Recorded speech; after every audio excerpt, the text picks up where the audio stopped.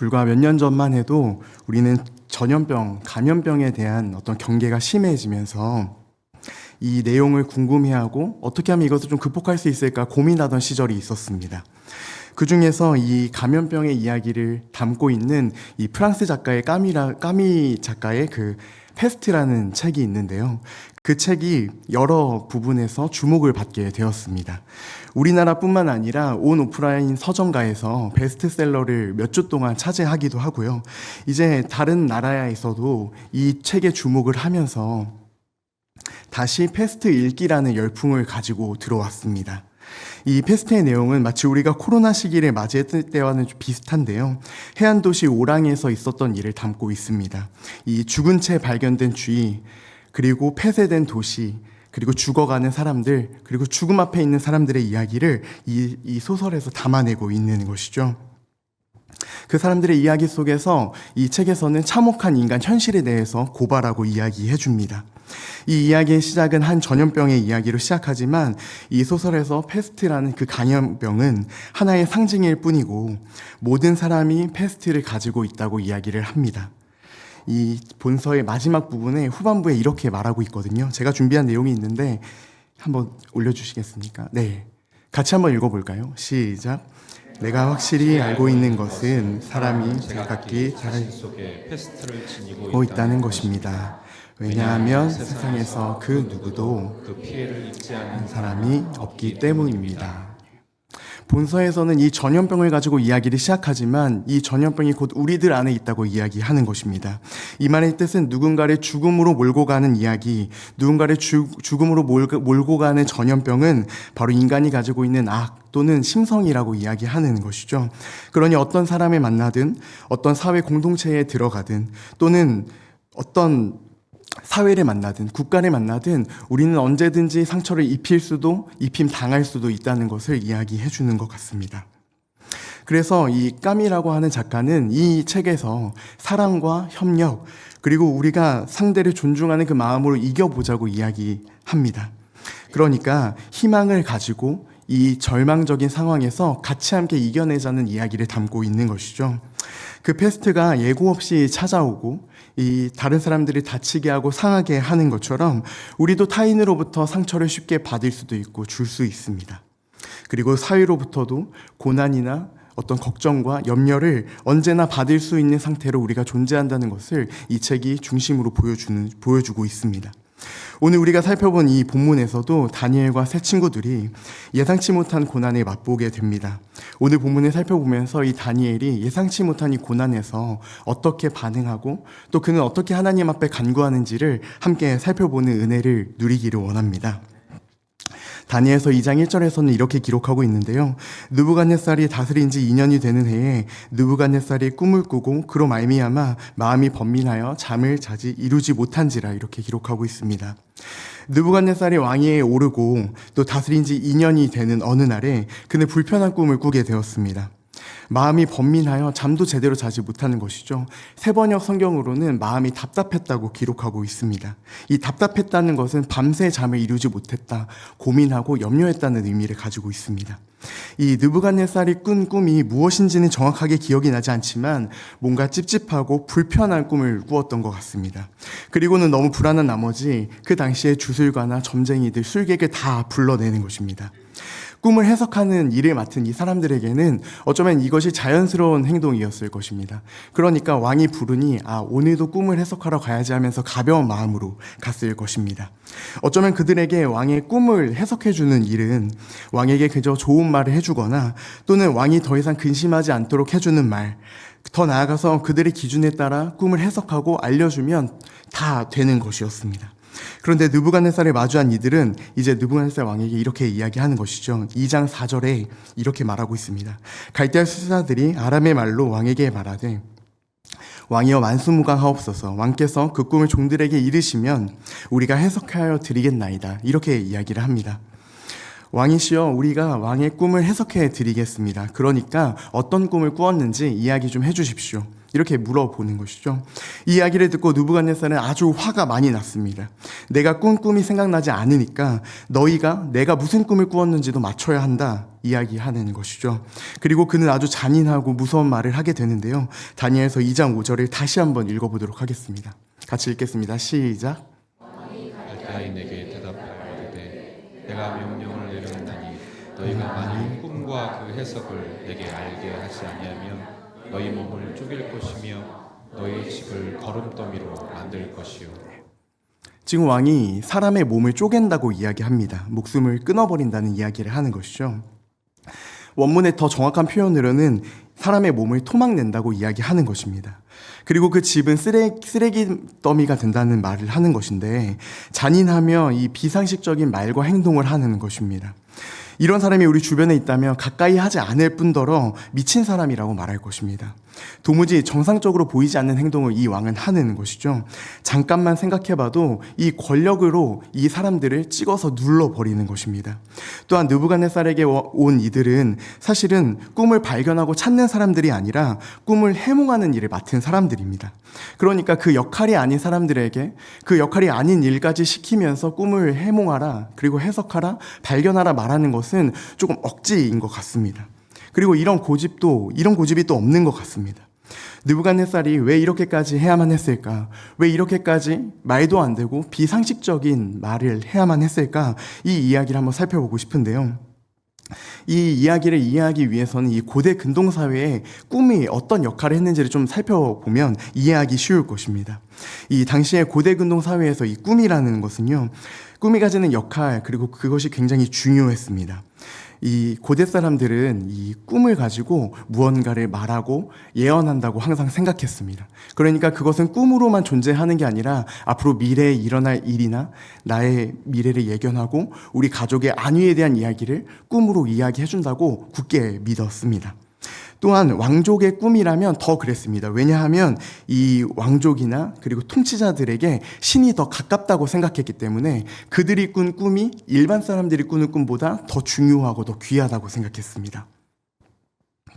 이 학자 중에 존 월튼이라는 학자가 있는데요. 그 학자는 고대 근동사상과 구약 성경이라는 이 논문에서 이렇게 이야기합니다. 이 왕족들은 종종 이 신성한 곳을 만들어서 그 침상에서 잠을 잤다고 이야기합니다. 왜냐하면 그곳에서 잠을 자서 뭔가 신령하고 뭔가 꿈을 꿔서 앞에 미래에 일어날 일들을 예견하는 어떤 의식 같은 것을 취하면서 잠을 잤다고 기록하고 있습니다. 또한 디터 바우어라는 학자가 있는데요. 이 학자는 종종 이 왕이 성소에서 자고 일어나서 그 꿈을 꼭 기록하는 사람도 있다고 이야기할 정도로 이 고대 근동사회에서 꿈이라는 건 우리가 지금 생각하는 꿈과는 너무나 다른 개념의 꿈이었습니다. 그러니까 그 꿈은 이 나라를 흥하게 할 수도 있고 망하게 할 수도 있고 내 가족과 우리 친지들의 안위를 살피는 굉장히 중요한 것이었던 거죠. 그러니까 이 너무나 중요한 일을 두고서 이 느부갓네살 왕이 이 꿈을 꿨을 때 꿈이 뭔지도 기억이 나지 않고, 하지만 그 꿈이 정말 불편해서 이 나라를 혹시나 망하게 하지는 않을까? 내 가족들을 혹시나 위험에 처하게 하진 않을까 하는 그 걱정에서 지금 이렇게 말도 안 되고 무리한 행위를 하는 것입니다. 창세기 41장을 살펴보면요, 요셉이 바로의 꿈을 해석하는 장면이 또 등장하거든요. 오늘 본문과 큰 차이가 있다면 그것은 느부갓네살 왕이 이 자신이 꾼 꿈까지도 맞추라고 이 술객과 이 점술사들에게 이야기하는 것입니다. 창세기 41장에서 이 바로의 꿈 이야기와 또 오늘 본문을 같이 함께 생각해 본다면 이 느부갓네살 왕도 바로와 같이 불길한 꿈, 좀 불편한 꿈을 꾸었습니다. 그리고는 직감했겠죠. 이거 뭔가 느낌이 좋지 않구나. 어서 빨리 사람들에게 말해서 이 꿈이 어떤 꿈인지를 알아야겠다고 이야기하는 것입니다. 바로도 요셉에게 꿈 해석을 즉시 요청한 것처럼 이 느부갓네살 왕도 즉시 그 꿈을 요청했을 것입니다. 지금까지 그래왔던 것처럼 이 꿈을 가지고 불안한 미래를 좀 생각하면서 근본적인 해결책을 마련해 자신의 왕권도 보호하고, 거봐 내가 꾼 꿈이 신이 나에게 주신 꿈이야, 맞았지? 이 일이 일어났잖아 이야기하면서 자신의 왕권을 또한 강화시키는 것입니다. 느부갓네살 왕은 지금 그 앞에 있는 사람들에게 꿈을 해석하며 동시에 자신이 꾼 꿈을 이야기하라고 말합니다. 어쩌면 이것은 느부갓네살 왕에게 되게 중요한 질문일 수 있는데요. 한 번 더 생각해 본다면 지금 자칭 지혜자라고 하는 사람들, 그리고 꿈을 해석하는 사람들이 이 말하는 이야기는 사실은 얼마든지 꾸며낼 수 있습니다.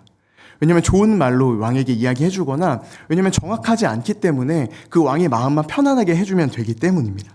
그리고 그럴듯한 명분과 해석을 가지고 와서 해주면 다 되는 것이죠. 그러니까 꿈의 내용을 알지 못하면 왕을 이제 꿈의 내용을 정확하게 이해하고 말할 수 있다면 그들이 말한 그 해석까지도 정확하다, 지혜 있다고 말할 수 있는 것입니다. 그러니까 그 꿈을 잘못 해석하거나 왕에게 듣기 좋은 말을 해석하는 것을 넘어서 이 느부갓네살 왕은 그들에게 내가 꾼 꿈까지 맞춰서 너희가 해석하는 그 꿈이 얼마나 정당한지를 말해라, 이 이야기도 담고 있는 것입니다. 느부갓네살 왕은 이제 자신이 꾼 꿈까지 이야기하라고 하는 것입니다. 만약 꿈의 내용도 아는 자라면 그 꿈의 해석까지도 정당하다고 다시 한번 이야기하는 것이죠. 그런데 느부갓네살은 지금 마주하고 있는 이 자칭 지혜자라고 하는 사람들이 자신의 안위나 또는 이 나라, 이 왕국을 생각하기보다는 오직 그들의 생명만을 생각했다고 이제 느꼈을 것입니다. 왜냐하면 마치 시간을 버는 것처럼 우리는 그 왕이 꾼 꿈을 알지 못한다고 계속해서 반복해서 이야기하기 때문에 느부갓네살 입장에서는 지금 이 사람들이 시간을 벌고 지금 이 나라와 이 민족을 생각하는 게 아니라 자신만을 생각하는구나 하고 화가 났을 것입니다. 그런데 사실 그가 그들을 먹이고 또 재우고 호화로운 생활을 해주었던 이 사람들, 술사와 점쟁이들은 사실은 애초에 이 문제를 해결할 수 있는 능력이 하나도 없는 사람들이었습니다. 그들 스스로 말했듯이 이 일은 신이 아니면 할 수 없는 일이기 때문에 그렇습니다. 그러니 제가 술사와 점쟁이라도 느부갓네살 왕 앞에 쓴 제가 점쟁이라고 한다면 지금 시간을 벌어서 왕이 지금 있는 감정들을 조금 벗어나서 조금 더 여유 있게 생각하는 왕이 되기를, 또는 시간이 지나서 왕이 이 근심에서 벗어나기를 기다리면서 계속해서 어떻게 하면 내가 살 수 있을까를 고민할 것 같습니다. 그런데 어떻게 하면 살 수 있을까 고민하는 이 자칭 지혜자들 앞에서 느부갓네살 왕은 이 나라에 있는 모든 지혜자를 다 죽이라고 이야기합니다.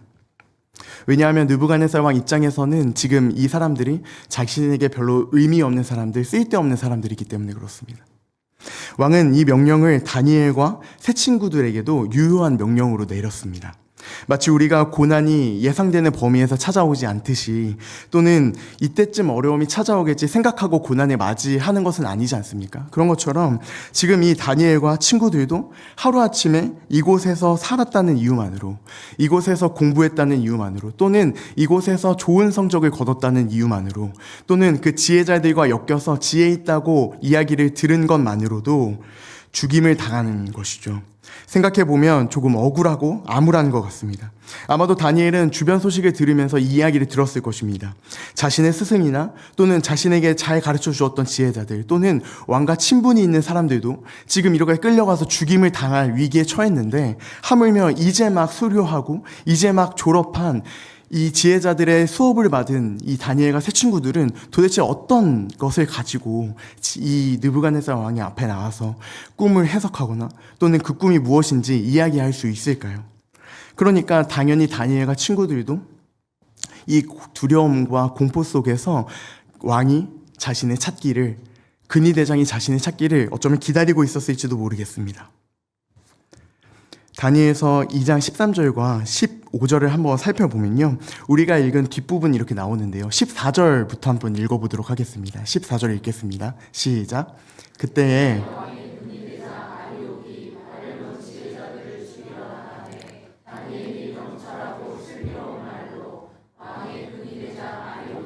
뭐라 그리되 왕의 명령이 어찌 그리 급하냐, 아리옥이 그 일을 다니엘에게 알리매. 이제 이러한 상황에서 우리가 읽은 본문 바로 다음 절에 이 근위대장이라고 하는 아리옥이 다니엘을 붙잡게 됩니다. 당시 이제 그때 근위대장인 아리옥이 만난 이제 다니엘에게 이제 이야기하는 것이죠. 왕이 지금 어떤 명령을 내렸는지 이야기합니다. 그런데 다니엘은 여기서 이 근위대장에게 왕에게 데려가 준다고 한다면 내가 왕의 꿈과 그리고 왕의 꿈의 해석을 해주겠다고 이야기하는 것입니다.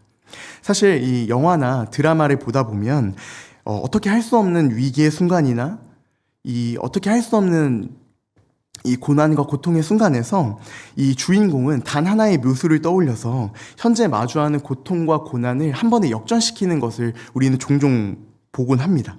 마치 다니엘이 지금 왕에게 날 데려가 준다면 꿈을 해석해 주겠다. 그리고 꿈까지 맞추겠다고 말하는 것은 어떤 묘수가 떠올라서 갑자기 하나님이 자신에게 무언가를 알려주셔서 자신감 있게 달려가서 말하는 것처럼 보입니다. 그런데 왕을 마주한 다니엘의 모습은 우리가 상상하는 모습과는 조금 다릅니다. 다니엘서 2장 16절인데요. 제가 읽어드리겠습니다. 다니엘이 들어가서 왕께 구하기를 시간을 주시면 왕에게 그 해석을 알려드리이다 하는지라. 다니엘은 지금 왕에게 조금 시간을 달라고 이야기하는 것입니다. 그러면 꿈을 해석할 수 있다고 말하는 것이죠. 그런데 잠깐 오늘 우리가 읽었던 본문 한번 떠올려 보시겠습니까? 2장 8절인데요. 2장 8절 한번 같이 읽겠습니다. 시작. 왕이 대답하여 이르되 아노라 너희가 나의 명령을 내렸음을 보았으므로 시간을 그러니까 지금 왕이 화난 이유 중에 하나가 바로 이 실력도 없는 지혜자들이 시간을 벌어서 생명을 연장하려고 하는 것 때문에 화가 난 이유이기도 한데요. 근데 지금 다니엘은 동일하게 시간을 달라고 이야기하는 것입니다. 왕의 입장에서는 또 시간을 벌려고 하는구나. 죽어야 마땅하다. 너는 나에게 더 이상 의미가 없다. 이렇게 생각할 수 있는데 지금 사실은 다니엘이 해야 하는 행동은 지금 하나님이 나에게 어떤 힘을 주셔서 또 그 꿈이 무엇인지 말하게 하고 또 그 꿈이 어떤 꿈인지도 말하게 하고 해석하는 것이 너무나 아름다운 장면인 것 같은데 지금 이 장면을 본다면 사실은 다니엘은 무능력해 보입니다. 솔직하게 이야기하면 지혜 있는 사람들과 지혜 있다고 말하는 그 사람들과 전혀 차이점이 없는 것이죠. 똑같이 시간을 달라고 하고요. 똑같이 어떻게 하면 이 시간을 끌어서 그 왕의 지혜를, 왕의 꿈을 조금이라도 알 수 있을까 고민하는 그 모습이 자칭 지혜자라고 하는 사람들과 별반 다를 것이 없어 보입니다. 그렇다면 우리는 오늘 이 다니엘의 요청, 그리고 이 시간을 조금 더 달라고 하는 이 부분을 이 믿음의 영역이라고 사실 볼 수 있을까요? 또는 이것이 하나님의 계획이었다고 이야기할 수 있는 것일까요? 다니엘은 어떠한 묘수도 사실 없었습니다. 우리가 살펴본 것처럼 다른 지혜자들과 동일하게 시간을 버는 모습입니다. 왕이 꾼 꿈의 내용을 전혀 알지도 못하는 것이죠. 그러니 엄밀히 말하면 그의 말과 행동은 사실 믿음의 행동이라기보다는 다른 지혜자들과 동일하게 시간을 버는 것처럼 보입니다. 그런데 사실 기적이 여기서 일어나게 됩니다. 불안하고 벌벌 떠는 자신이 꾼 불안한 그 꿈 때문에 두려워하는 그 느부갓네살 왕은 다니엘에게 조금 더 시간을 주기로 합니다. 동일한 말과 동일한 상황을 그 왕이 마주했지만 느부갓네살 왕은 다니엘에게 시간을 조금 더 주기로 합니다. 기회를 주고 시간을 주는 것이죠. 저는 분명히 이 기적과 이 기회에는 하나님의 섭리가 있었다고 믿습니다. 시간을 허락받은 이제 이 다니엘은요, 이제 친구들에게 가서 이야기하게 됩니다. 다니엘서 2장 18절입니다. 같이 한번 읽겠습니다. 시작. 하늘에 계신 하나님이 이 은밀한 일에 대하여 불쌍히 여기사 다니엘과 친구들이 바벨론의 다른 지혜자들과 함께 죽임을 당하지 않게 하시기를 그들로 하여금 구하게 하니라. 다니엘은 친구들에게 아마 이렇게 이야기했을 것입니다. 바벨론의 다른 지혜자들과 같이 우리가 죽임을 당하지 않도록 이 알 수 없는 문제를 하나님 앞에 구하며 우리 하나님 앞에 기도하자. 방금 우리가 살펴본 것처럼 다니엘은 느부갓네살 왕이 꾼 꿈을 몰랐습니다. 아무것도 몰랐습니다. 오늘 자신이 잡혀갈 것도 또 죽임을 당하게 될 사실도 전혀 몰랐습니다. 물론 이곳에 보내셨던 이가 하나님이라는 것을 알고 있죠. 그런데 그 죽음의 문턱 앞에서 그는 벌벌 떨어야만 했을 것입니다. 아마도 두려워서 한 걸음 떼기가 어렵지 않았을까요? 하나님의 섭리 속에 느부갓네살에게 하나님께서 그 느부갓네살 왕을 통해서 다니엘에게 시간을 주셨다고 한들 그리고 그들이 찾아가서 친구들에게 하나님께 기도하자, 하나님이 우리에게 지혜 주시기를 우리가 기도하자라고 이야기하는 순간에도 불안함과 그리고 공포와 마음 졸이지 않았을까 생각됩니다. 기도를 드리는 순간에도 두려워하지 않았을까요? 어쩌면 의심이 들었을지도 모르겠습니다. 이렇게 하는 게 의미가 있는 것인가? 꾸준하게 성실하게 무릎을 꿇고 하나님 앞에 기도 드리는 것보다는 지금 이 시간에 어떻게 하면 우리가 살 수 있지? 또는 왕을 어떻게 하면 진정시킬 수 있지? 고민하는 게 더 현명하지 않을까? 이런 생각했을지 모르겠습니다. 오늘 본문을 묵상하면서 저는 그런 생각이 들었습니다. 얼마나 꾸준히 기도하고 성실하게 다니엘이 기도했는지는 모르겠지만 만약 이 상황에 제가 들어간다면 저는 다른 묘수를 사실 생각할 것 같습니다. 어떻게 하면 왕의 마음을 조금 더 편안하게 할 수 있을까? 아니면 솔직하게 내가 꿈을 잘 모르겠으니까 하나님 앞에 좀 기도를 좀 해보겠다. 뭐 이런 이야기를 할 것 같습니다. 그런데 오늘 다니엘은 그렇게 하지 않습니다. 두려움과 떨림, 이 공포스러운 상황 속에서 다니엘은 왕이 요구한 것 단 하나 알지 못했지만 다니엘이 알고 있었던 한 가지가 있었는데요. 그것을 다니엘서 1장 2절에서 우리는 알 수 있습니다. 제가 읽어드리겠습니다. 주께서 유다의 왕 여호야김과 하나님의 전 그릇 얼마를 그의 손에 넘기심에 그가 그것을 가지고 신할 땅 자기 신들의 신전에 가져다가 그 신들의 보물 창고에 두었더라. 다니엘은 한 가지 알았습니다. 그것은 무엇이었냐면 바로 주께서 이 모든 상황을 느부갓네살에게 또는 그 아버지에게 넘겼다는 사실을 다니엘은 알았습니다. 더 정확하게는 하나님의 계획도 이제 자신 앞에 펼쳐질 미래도 전혀 몰랐지만 현실 앞에 또 느부갓네살이 꾼 꿈도 정확하게 몰랐지만 분명히 알고 있는 그 한 가지는 이 문제가 느부갓네살 왕으로부터 온 게 아니라 살아계신 하나님으로부터 왔다는 것을 다니엘은 분명히 알았습니다. 그들의 마음이 얼마나 평안해졌는지는 사실 잘 모르겠습니다. 그러나 이 모든 것이 하나님께로부터 왔다는 그 믿음과 그들의 고백은 하나님 앞에 무릎 꿇어 기도하게 할 만큼 하나님의 도우심을 구하기에는 충분했습니다. 사랑하는 성도 여러분, 제가 말씀을 준비하면서 우리도 다니엘처럼 이렇게 기도하자, 또 우리의 상황과 환경이 너무 어렵지만 또는 뭔가 나아지는 게 전혀 보이지 않지만 그럼에도 불구하고 하나님을 바라봅시다. 그럼에도 불구하고 이 상황 속으로 밀어내신 이가 하나님이시니까 우리 하나님을 믿어봅시다 라고 이야기하고 설교를 마치고 싶었습니다. 그런데 제 안에 한 가지 의문이 계속 드는 것입니다. 그것은 무엇이냐면 이 모든 것이 정말 하나님으로부터 온다고 한들, 그리고 하나님으로부터 이 모든 것이 시작되었다고 한들 이게 정말 우리에게 위로가 되는 것인가? 그런 질문이 계속 제 안에 들었습니다. 저는 인생을 오래 살지는 않았지만 제 삶의 경험에서 사랑하는 동역자를 하나님께서 먼저 데려가신 경우도 보기도 하고요. 또 가족의 사업이 망해서 힘들어하는 경험도 보기도 하고요. 또 하도 사람에게 상처를 입고 사람에게 되어서 이제는 방문 밖에 나오지 않는 동역자를 마주하기도 합니다. 그리고 가족들, 그리고 친구들의 어려운 상황을 계속 마주하게 됩니다. 사실 이 여러 가지 일들이 우리가 겪고 있는 이 일상에서 일어나는 일들인데 이 주변에서 겪고 있는 이 끔찍한 일들, 어려운 일들이 모두 하나님께로부터 온 일이라고 이야기한다면 정말 위로가 되는 것인가? 라는 생각이 계속 들게 되었습니다. 반대로 생각해서 이 모든 상황과 이 모든 환경이 하나님께로 오지 않았다고 하면 사실은 더 절망이 되는 것입니다. 우리는 이렇게 힘든데 하나님은 우리에게 관심이 없구나. 나는 정말 힘든데 하나님은 내 이야기도 들어주지 않으시구나. 하나님은 아무것도 하지 않으시는구나 라고 생각이 되기 때문에 그렇습니다. 사랑하는 성도 여러분, 저는요 대학교 4학년 때 처음 이 심리 상담이라는 것을 받게 됩니다.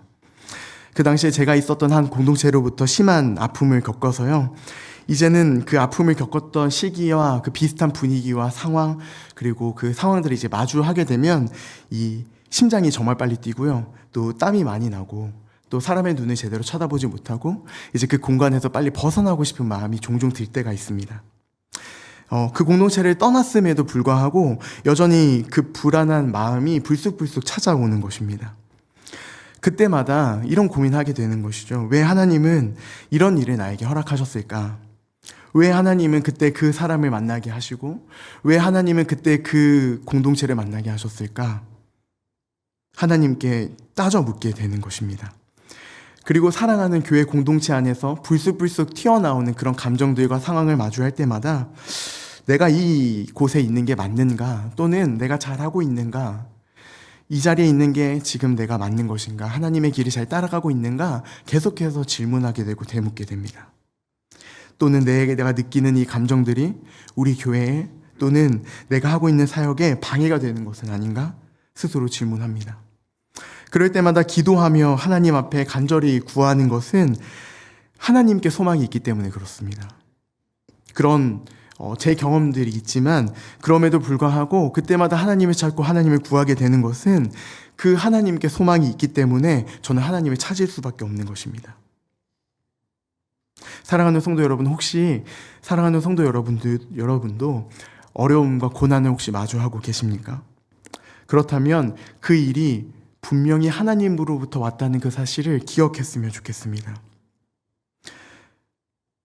그 아픔과 그 뜻에도 하나님의 계획이 있다고 생각하는 것보다는 하나님께서는 그 선하신 뜻을 우리의 아픔과 우리의 고통을 통해서 하나님의 뜻과 계획을 드러내시기 때문이라고 생각한다면, 그리고 그 상황 속으로 우리를 밀어내신 이가 바로 하나님이라면, 저는, 그리고 사랑하는 성도 여러분과 저는 우리 하나님을 굳게 믿고 갈 수 있을 것 같습니다. 사랑하는 성도 여러분, 우리의 상황을 가장 잘 아시는 그 하나님이 우리의 아빠, 아버지 되어주십니다. 그분은 우리를 포기하지도 않으시고요, 우리를 버리시지도 않으시는 아빠, 아버지 되어주십니다. 그러니 우리의 환경 속에서, 우리의 상황 속에서 한숨 쉬며 땅을 보는 게 아니라 고개를 들어 하늘을 보고 기도하는 건 어떨까요? 우리를 도우시는 이에게 다시 한번 기도드리는 것입니다. 이 다니엘이 소망 없는 상황에서 마지막으로 하나님께 했던 행동이 있습니다. 우리가 함께 읽었던 다니엘서 2장 18절의 말씀인데요, 제가 읽어드리겠습니다. 하늘에 계신 하나님이 이 은밀한 일에 대하여 불쌍히 여기사 다니엘과 친구들이 바벨론의 다른 지혜자들과 함께 죽임을 당하지 않게 하시기를 그들로 하여금 구하게 하니라. 우리의 상황이 결코 다르지 않았던 이 다니엘과 친구들은요, 하늘에 계신 하나님께 기도합니다. 중앙 루터교회를 담임하는 최주훈 목사님이라는 분이 계신데요, 그분이 밥 앞에서의 멈춤이라는 글을 썼는데요, 그 이야기를 말씀드리고 우리 함께 찬양하며 기도했으면 좋겠습니다. 이렇게 이야기합니다. 식사를 할 때 우리만이 밥을 놓고 멈춥니다. 밥 앞에서의 멈춤이란 가장 유치하고 천박한 예를 들자면, 사냥개가 밥을 놓고 저 멀리 혀를 허덕이며 달려오다가 주인이 멈춰 이야기하면 그 순간 멈추는 것입니다. 저는 이 장면을 보면서 세상에 이런 고문이 어디 있나 생각이 들지만, 사냥개에게 있어서 본능을 멈추는 것보다 더 큰 의미가 무엇이 있겠습니까? 이 멈춤은 무엇이냐면 본능을 넘어서 멈춤인 것입니다. 이 행위 자체가, 밥 앞에서 멈추는 이 행위 자체가 나는 주인이 있는 몸입니다 라는 훈련이자 고백이죠. 그러니까 우리가 밥상 앞에서 잠깐 멈춰 하나님 앞에 기도드리는 그 기도는, 우리가 돈을 벌고 먹고 살기 위해서 부단히 노력하지만 그 부단히 노력하는 그 순간 속에서도 우리의 주인이 누구이신지, 우리를 살게 하시는 이가 누구이신지, 우리의 주인이 누구이신지를 다시 한번 기억하며 잠시 그 앞에서 멈추는 것입니다. 나의 먹고 사는 삶은 나에게 달려있는 게 아니라 살아계신, 그리고 하늘에 계신 그 하나님께 있다는 사실을 우리가 잠시 멈춰 기도하는 것입니다. 그것이 은혜이며 은혜의 증거입니다. 사랑하는 성도 여러분, 고난 앞에 무릎을 꿇고 그냥 포기해 버리시겠습니까? 아니면 고난 앞에 무릎을 꿇어 하늘을 보고 살아계신 그 하나님 앞에 기도를 드리시겠습니까?